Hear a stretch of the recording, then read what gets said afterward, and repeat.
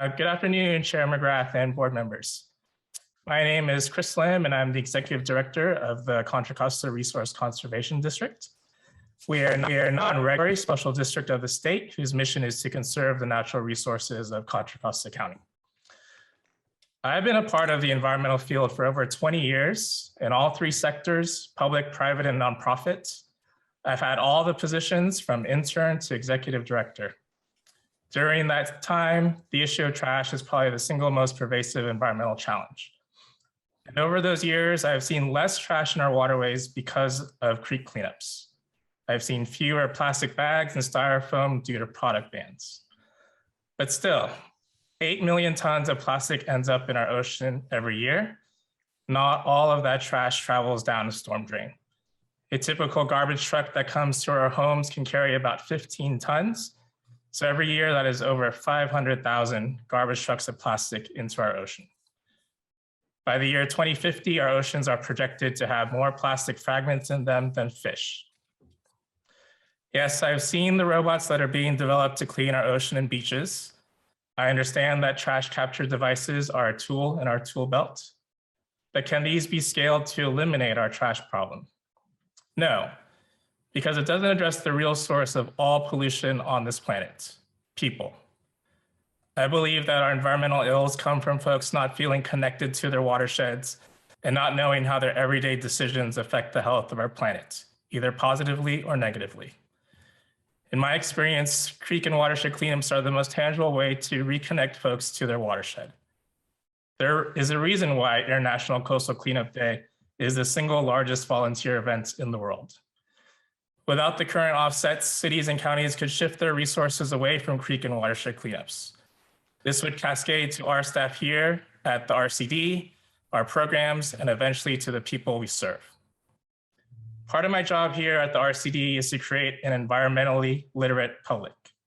In-person creek cleanups are the best way for us to engage with the general public. Over my years of leading cleanups, I've witnessed numerous aha moments. There are adults who are shocked at how much trash accumulates. Young people's eyes light up when they realize that trash travels from the places they live, go to school, and play. It is these moments that change behavior. Creek cleanups motivate adults and young people to properly dispose of trash, recycle, reuse, and reduce. Let's get to the source of our trash issue. If people's actions are the source of trash, then improving people's actions through education and reconnecting folks to their watershed is the sustainable long-term solution. Thank you.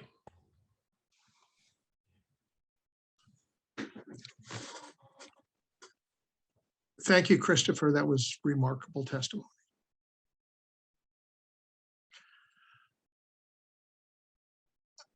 All right, we have some time for board discussion. The testimony that I've heard has been very compelling and helpful. You know, the trash requirements have always been a really challenging piece, both because it's hard to measure, also because it's something that should happen for reasons separate and apart from the water quality perspective. And it's, you know, doubly complicated by the homeless issues. I will say I'm very compelled, and I have been from the beginning, about giving credit for trash collection efforts, for the offsets that are available from the creek cleanups, and you know, I'm very moved by the notion of how important it is to motivate the community and to bring an awareness that these efforts provide. So I am very sympathetic to maintaining credits. I also have to agree with board member Kissinger about the cultural and social impact of cleanup efforts. Having participated in many of those, having done it with my children when they were young, and then having just been sitting over in Berkeley and watched some guy drive by me in a car and finish his water bottle and toss it out, plastic water bottle, and toss it out in the street.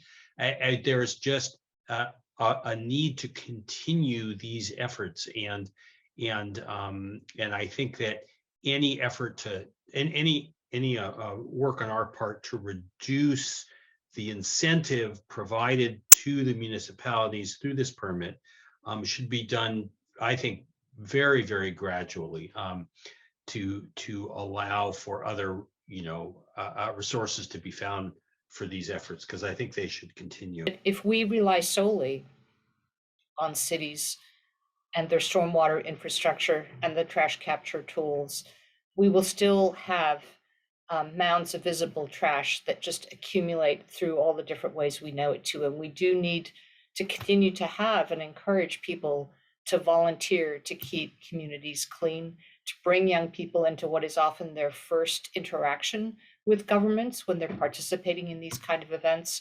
And so I'm struggling with how we should best deal with this issue. I don't like changing a permit requirement in the middle of a permit term, as we may do here with credits and offsets. And I do see the value of having all different kinds of strategies for local governments, our permittees, to deploy. I join others in saying I think that the human behavior part of this and our connection, our population's connection with the environment, with the land, with understanding the implications of trash on all parts of our environmental and human health is something that I hope we don't lose with mechanical fixes. Because I think it may be the only thing that really saves us in the end is, the power of people to actually make a change and put priorities in place that need to be in place. First, I want to thank all the testifiers. And for those of you who used a lot of words, I would like to just refer you to the comments of Mr. Lim, who, in probably fewer words than anybody else, made a resonant, a comment that truly resonates, I think, with the whole board, which is the sense of our connection and the importance of that. Many years ago, I started with a firm conviction that we had to end these credits because they weren't actually doing anything. But and at one of the hearings for one of the previous permits, I brought in a piece of bicycle frame. I'm sure Keith remembers that I had pulled out of the bag. And I put it up on the dais and I said, this is what matters. This is trash. I didn't come out of a storm drain. Somebody threw it in. And I think the point has been eloquently made that we aren't done with making that connection. So I'm going to endorse Andy's comments that while we may have to reduce those, and they do in some ways present a picture of compliance that is not real, it's also too important to stop. And I think the board's pretty much of one mind on that. And I would like to thank those that changed my mind. So I'm going to run through a lot of other things, but that emotional connection in testimony is something that I would recommend to you all. It's some of the best testimony. I've been doing this a long time. Again, I'd like to particularly thank Christopher Lim